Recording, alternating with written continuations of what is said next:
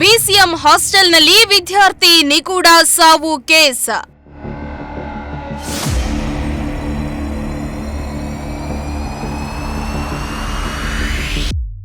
Warden ನಿರ್ಲಕ್ಷ್ಯದಿಂದಲೇ ವಿದ್ಯಾರ್ಥಿ ಸಾವನ್ನಪ್ಪಿದ್ನ. ಹಾಸ್ಟೆಲ್ನಲ್ಲಿ ನಾಮಕಾವಸ್ಥೆಗೆ ಮಾತ್ರ ಸಿಸಿ ಕ್ಯಾಮೆರಾ ಇದೆ.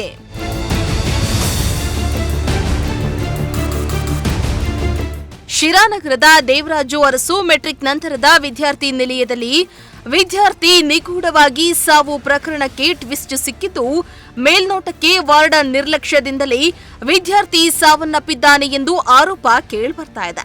ಶಿರಾ ತಾಲೂಕಿನ ಹೊಸಹಳ್ಳಿ ಗ್ರಾಮದ 18 ವರ್ಷದ ಮೊಹಮ್ಮದ್ ರಫಿ ಎಂಬ ವಿದ್ಯಾರ್ಥಿ ಸರ್ಕಾರಿ ಪಾಲಿಟೆಕ್ನಿಕ್ ಕಾಲೇಜಿನಲ್ಲಿ ಮೊದಲ ವರ್ಷದ ಡಿಪ್ಲೊಮೊ ವ್ಯಾಸಂಗ ಮಾಡ್ತಾ ಇದ್ದು, ನಿನ್ನೆ ರಾತ್ರಿ ಶೌಚಾಲಯಕ್ಕೆ ಹೋದ ವೇಳೆ ಏಕಾಏಕಿ ಕುಸಿದು ಬಿದ್ದು ಸಾವನ್ನಪ್ಪಿದ್ದಾನೆ.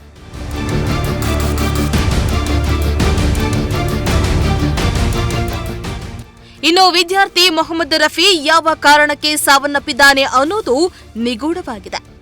1 ವಾರದಿಂದ ಟೈಫಾಯ್ಡ್ನಿಂದ ಬಳಲ್ತಾ ಇದ್ದ. ಚೇತರಿಸಿಕೊಂಡ ಬಳಿಕ ಹಾಸ್ಟೆಲ್ಗೆ ಮರಳಿದ್ದಾನೆ. ಅದೇ ರಾತ್ರಿ ಶೌಚಾಲಯಕ್ಕೆ ತೆರಳಿದ ವೇಳೆ ನಿಗೂಢವಾಗಿ ಸಾವನ್ನಪ್ಪಿದ್ದು ಸ್ಥಳೀಯರಲ್ಲಿ ಅನುಮಾನ ಮೂಡಿಸ್ತಾ ಇದೆ. ಈ ಕುರಿತು ಪ್ರಜಾಶಕ್ತಿ ವರದಿಗಾರರು ಪ್ರತ್ಯಕ್ಷ ವರದಿಯನ್ನ ಮಾಡಿದ್ದು, ಹಾಸ್ಟೆಲ್ನಲ್ಲಿ ನಾಮಕಾವಸ್ಥೆಗೆ ಮಾತ್ರ ಸಿಸಿ ಕ್ಯಾಮೆರಾಗಳು ಇದ್ದು ವಿದ್ಯಾರ್ಥಿ ಶೌಚಾಲಯಕ್ಕೆ ಹೋಗುವ ದೃಶ್ಯ ಸರಿಯಾಗಿಲ್ಲ. ಅಲ್ಲದೆ ಹಾಸ್ಟೆಲ್ಗೆ ವಾರ್ಡನ್ ಅನ್ನ ನೇಮಿಸಿದ್ರೂ ಕೂಡ ರಾತ್ರಿ ವೇಳೆ ವಾರ್ಡನ್ ಇಲ್ಲದಿರುವುದು ಮೇಲ್ನೋಟಕ್ಕೆ ಸಾಬೀತಾಗಿದೆ.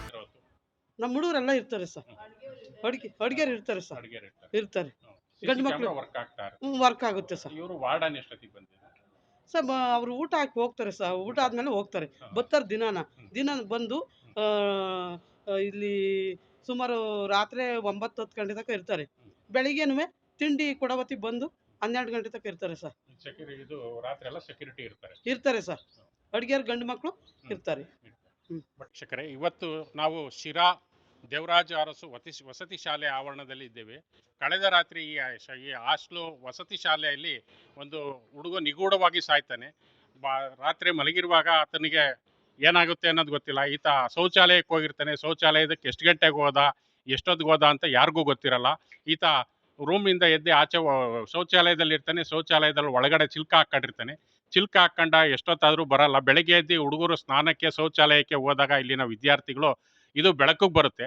ನಂತರ ಈ ಬೆಳಕಿಗೆ ಬಂದ ನಂತರ ಯಾಕೋ ಎಷ್ಟೊತ್ತಾರು ಬಾಗಿಲು ತೆಗಿಲಿಲ್ಲ ಅಂತ ಆ ಕಡೆಯಿಂದ ತೆಗೆದು ಇನ್ನೊಂದು ಜಾಗದಿಂದ ಹುಡುಗರು ಹತ್ತು ನೋಡ್ತಾರೆ. ಆತ ಒಂದು ಬಾಯಲ್ಲೆಲ್ಲ ನೊರೆ ಥರ ಬಂದು ಕಾಲು ಇದಾಗಿ ಸತ್ತಿರೋದು ಕಾಣುತ್ತೆ. ನಂತರ ಇವರು ಇಲ್ಲಿನ ವಸತಿ ಶಾಲೆಯ ವಾರ್ಡನ್ಗೆ ವಿಚಾರ ಮುಟ್ಟಿಸ್ತಾರೆ, ಇದು ಹಿಂಗಾಗಿದೆ ಅಂತಂದು. ನಂತರ ವಸತಿ ಶಾಲೆಯ ವಾರ್ಡನ್ ಬಂದು ಅವರು ಎಲ್ಲ ಪರಿಶೀಲನೆ ನಡೆಸಿ ನಂತರ ಪೊಲೀಸ್ನವ್ರಿಗೆ ವಿಷಯ ಮುಟ್ಟಿಸ್ತಾರೆ.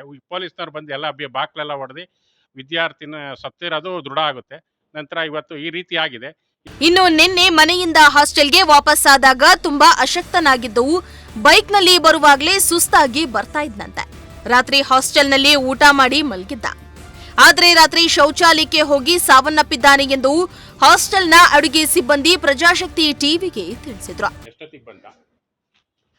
ಎಷ್ಟೊತ್ತಿಗೆ ಬಂದ ಹುಡುಗ? ನೆನ್ನೆ ಇಷ್ಟೊತ್ತು ಆಗಿತ್ತು ಸರ್. ಅವನು ಅಲ್ಲಿಂದ ಗಾಡಿ ಹಾಕಿ ಮತ್ತಿದ್ದ. ಅವನು ಗಾಡಿ ಹಾಕುವಾಗ ತಟ್ಟಾಡ್ತಿದ್ದ. ಕೈಕಾಲು ಸುಸ್ತು ಅಂದ್ರು. ಯಾಕಂತ ಕೇಳೋವತ್ತಿಗೆ ತಿರ್ಗಾ ಬ್ಯಾರೆ ಅಂತಂದು ಈ ಗಾಡಿ ಇಲ್ಲಿಗೆ ಹಾಕ್ತ ಸರ್. ಬಟ್ ಅದು ಆತ ನೆನ್ನೆ ಎಷ್ಟು ದಿವಸ ಆಗಿತ್ತು ರಜಾ ಹೋಗಿ? ಅವನು ಸುಮಾರು ದಿನ ಇರಲಿಲ್ಲ ಸಹ ನಮ್ಮ ಹಾಸ್ಟೆಲ್ಗೆ. ಆ ಕಾಲೇಜ್ಗೂ ಬರ್ತಿರ್ಲಿಲ್ಲ. ನೆನ್ನೆ ಅವನು ಏನಕ್ಕೆ ಬಂದ ದೇವ್ರಿಗೆ ಗೊತ್ತು ಸರ್, ನಮಗೆ ಗೊತ್ತಿಲ್ಲ. ಅವನು ಬರುವ ದೃಶ್ಯ ನೋಡಿದ್ರೆ ನನಗೆ ಭಯ ಆಯ್ತು. ಈ ಗಾಡಿ ಅರ್ಥ ತಟ್ಟಾಡ್ಸೋದು ಈಗ ಇದೆ ಸರ್. ಅವನ ಗಾಡಿ ಇದೇ ಗಾಡಿ ಇಲ್ಲ ಆತ ಬಂದಿದ್ದು? ಅವನ ಆ ಕಡೆಗಳಿಂದ ಬತ್ತಿದ್ದು ನಾನು ಕಣ್ಣಾರ ಕಂಡೆ ಸರ್.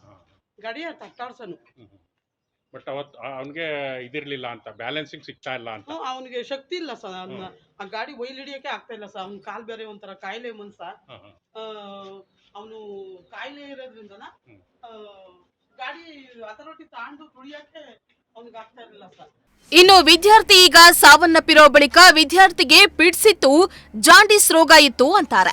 ಸತ್ತ ಮೇಲೆ ಅಧಿಕಾರಿಗಳ ಮೇಲೆ ಬರುತ್ತೆ ಅಂತ ಹೀಗೆ ಹೇಳ್ತಿದ್ದಾರೆ. ಆದ್ರೆ ಹುಡುಗ ಸತ್ತಿರೋದು ವಾರ್ಡನ್ ನಿರ್ಲಕ್ಷ್ಯದಿಂದಲೇ ಸಾವನ್ನಪ್ಪಿರೋದು ಅಂತ ಶಿರಾ ಜಾಮಿಯಾ ಮಸೀದಿಯ ಮುಖಂಡರು ಆಕ್ರೋಶ ಹೊರಹಾಕಿದ್ರು. ನೆನೆ ಹಾಸ್ಟ್ಲಿಗೆ ಬಂದಿದ್ದಾನೆ. ಹಾಸ್ಟ್ಲಿಗೆ ಬಂದಾಗ ಅವ್ರ ತಾಯಿಗೂ ಎಲ್ಲ ಮಾತಾಡಿದ್ದಾನೆ. ಮಾತಾಡಿದ್ದಾದಮೇಲೆ ಅಲ್ಲಿ ವಾರ್ಡನ್ ಇಲ್ಲ. ಮೇನು ಯಾರು ಏನು ಅನ್ನೋದು ಅಲ್ಲಿ ನೋಡ್ಕೊಳೋರು ಫಸ್ಟ್ ಇರ್ಬೇಕು ಸರ್. ಎಲ್ಲ ಮಕ್ಳಿಗೆ ನಾವು ಸೇರಿಸ್ತೀವಿ, ಇವಾಗ ನಮ್ಮ ಮಕ್ಕಳು ಇದ್ದಾರೆ, ಮುಂದಕ್ಕೆ ನಾವು ಸೇರಿಸ್ಬೇಕು. ಫಸ್ಟು ಅಲ್ಲಿದ್ದು ವಾರ್ಡನ್ ಅಂದರೆ ಅಲ್ಲೇ ಅವ್ರಿಗೆಲ್ಲ ಹಾಸ್ಟ್ಲು ಕೊಡ್ತಾರೆ, ಅವ್ರಿಗೂ ಮನೆ ಎಲ್ಲ ಕೊಡ್ತಾರೆ, ನೋಡ್ಕೊಳ್ಬೇಕು. ಅದು ನೋಡ್ಕೊಂಡಿಲ್ಲ. ಬಾತ್ರೂಮ್ಗೆ ಹೋಗಿದ್ದು ಹುಡುಗ ಸತ್ತಿದ್ದಾನೆ. ಬೆಳಿಗ್ಗೆ ಹೋಗಿ ನೋಡ್ಕೊಳ್ತಿರೋದು ಎಲ್ಲರೂ. ರಾತ್ರಿ ಹೋಗಿರೋದು, ಬೆಳಿಗ್ಗೆ ಶವ ನೋಡ್ತಿರೋದು ಬಾತ್ರೂಮ್ನಾಗ. ಯಾಕೆ ಬಾತ್ರೂಮ್ ಡೋರ್ ಓಪನ್ ಆಗ್ತಾಯಿಲ್ಲ ಅಂದಾಗ ಎಲ್ಲರೂ ಅವಾಗ ಹೋಗಿ ನೋಡ್ತಿರೋದು ಹುಡುಗ ಸತ್ತಿರೋದು. ಅವಾಗ್ಲಿವರೆಗೂ ಯಾರೂ ನೋಡಿಲ್ಲ. ಇವ್ರ ಅಪ್ಪ ಬೇರೆ ಕರೋನಲ್ಲಿ ತೀರೋದ್ರು. ಭಾಳ ಬಡವರು, ಏನೂ ಇಲ್ಲ ಇವ್ರಿಗೆ, ತಿನ್ನೋಕ್ಕೂ ಇಟ್ಟಿಲ್ಲ. ಆ ಥರ ನಮ್ಮ ಜಾಮಿಯಾ ಮಸೀದಿ ಅಧ್ಯಕ್ಷರು ಜಾಫರ್ ಸಾಬ್ರು ಅವ್ರಿಗೆ ಮಣ್ಣು ಮಾಡೋಕ್ಕೆ ಒಂದು 25,000 ರೂಪಾಯಿ ಅಲ್ಲಿಂದ ಕೊಟ್ಟು ಕಳಿಸಿದ್ರು. ಅವರಲ್ಲಿ ಮಣ್ಣು ರೆಡಿ ಮಾಡ್ತಿದ್ದಾರೆ. ನಾನು ಇಲ್ಲಿಗೆ ಬಂದಿದ್ದೀನಿ. ಸರ್ ಏನಕ್ಕೆ ಸಾವಾಗೈತೆ ಅಂತ ಗೊತ್ತಿಲ್ಲ. ಆದರೆ ಸುಮ್ಕೆ ಅವ್ರ ವಾರ್ಡನು ಅವರೆಲ್ಲ ಏನು ಹೇಳ್ತಾರೆ ಆಫೀಸರ್ಗಳು, ಅವನಿಗೆ ಫಿಟ್ಸ್ ಇತ್ತು ಅದಿತ್ತು. ಮುಂಚೆ ಏನೂ ಇರಲಿಲ್ಲ, ಇವಾಗ ಸತ್ತಿದ ಮೇಲೆ ಐತೆ ಅಂದು ಹೇಳ್ತಿದ್ದಾರೆ. ಹೇಳೋದು ದೊಡ್ಡದು. ಆಗಿರೋದು ಯಾರ್ದೋ ಮಗ ಹೋಗೈತೆ, ಇವ್ರು ಉಳ್ಕೊಳಕ್ಕೆ ಏನು ಬೇಕಾದರೂ ತಲೆ ಏನೇನೋ ಕಟ್ತಿದ್ದಾರೆ. ಅದು ನಮ್ಮ ಜಯಚಂದ್ರ ಸಾಹೇಬರು ಇದ್ರ ಬಗ್ಗೆ ತನಿಖೆ ಮಾಡಬೇಕು. ಇದ್ರ ಏನು ಕ್ರಮ ಆಗುತ್ತೆ, ಏನಾಗುತ್ತೆ ಅವ್ರಿಗೆ ಸಸ್ಪೆಂಡ್ ಮಾಡಿ ಹಾಕ್ಬಿಡ್ಬೇಕು. ಇತ್ತ ಹಾಸ್ಟೆಲ್ನಲ್ಲಿ ವಿದ್ಯಾರ್ಥಿ ಸಾವಿಗೆ ನಿಖರ ಕಾರಣ ತಿಳಿಯಲು ವಿದ್ಯಾರ್ಥಿಯ ಶವವನ್ನ ತುಮಕೂರು ಜಿಲ್ಲಾಸ್ಪತ್ರೆಯ ಶವಗಾರಕ್ಕೆ ತರಲಾಗಿತ್ತು. ಶವಗಾರಕ್ಕೆ ಶಿರಾ ತಾಲೂಕಿನ ಬಿಸಿಎಂ ಹಾಸ್ಟೆಲ್ ಆಫೀಸರ್ ತ್ಯಾಗರಾಜು ಭೇಟಿಯನ್ನ ನೀಡಿದ್ದು ವಿದ್ಯಾರ್ಥಿಯ ಅಂತಿಮ ದರ್ಶನವನ್ನ ಪಡೆದರು. ಈ ವೇಳೆ ಮಾತನಾಡಿದ ಅವರು, ತನಿಖೆ ಬಳಿಕ ವಿದ್ಯಾರ್ಥಿ ಸಾವಿಗೆ ನಿಖರ ಕಾರಣ ತಿಳಿದು ಬರಲಿದೆ ಎಂದಿದ್ದಾರೆ. ನನ್ನ ಹೆಸರು ತ್ಯಾಗರಾಜು, ಬಿಸಿಎಂ ಆಫೀಸರ್ ಶಿರಾ. ಹಿಂಗೆ ಹಾಸ್ಟೆಲ್ ವಿದ್ಯಾರ್ಥಿ ಹಿಂಗೆ ಇದರಾಗಿ ಸಾವೊಂದಿರ್ತಾನೆ. ಒಂದು ದುಃಖ ತರಿಸೋಂಥ ವಿಚಾರ. ಅವನಿಗೇನೋ ಈ ವಾರದಿಂದ ರಜೆ ಹಾಕಿದ್ದ, ಹಾಸ್ಟೆಲಿಗೆ ಬಂದಿರಲಿಲ್ಲ, ಕಾಲೇಜ್ಗೂ ಬಂದಿಲ್ಲ. ನೆನ್ನೆ ಸಾಯಂಕಾಲ ಬಂದು ಊಟ ಮಾಡಿ ಎಲ್ಲ ರಾತ್ರಿ ನೈಟು 8 ಊಟ ಹಾಕ್ಸಿದ್ಮೇಲೆ ವಾರ್ಡನ್ನೆಲ್ಲ ಮಾತಾಡ್ಸ್ಕೊಂಡೆ ಬಂದವ್ರೆ. ಬೆಳಿಗ್ಗೆ ಹಿಂಗೆ ಅಚಾನಕ್ ಹಿಂಗಾಗಿದೆ.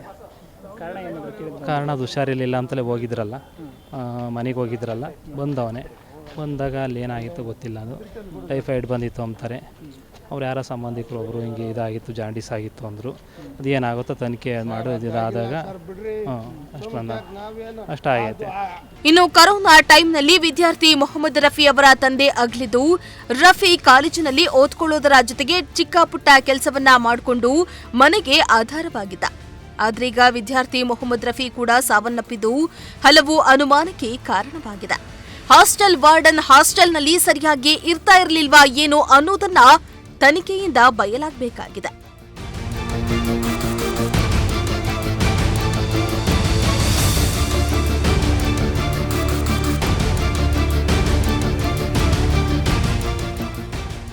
ಶ್ರೀಮಂತ ಜೊತೆ ಪುನೇತ್, ಪ್ರಜಾಶಕ್ತಿ ಟಿವಿ, ತುಮಕೂರು.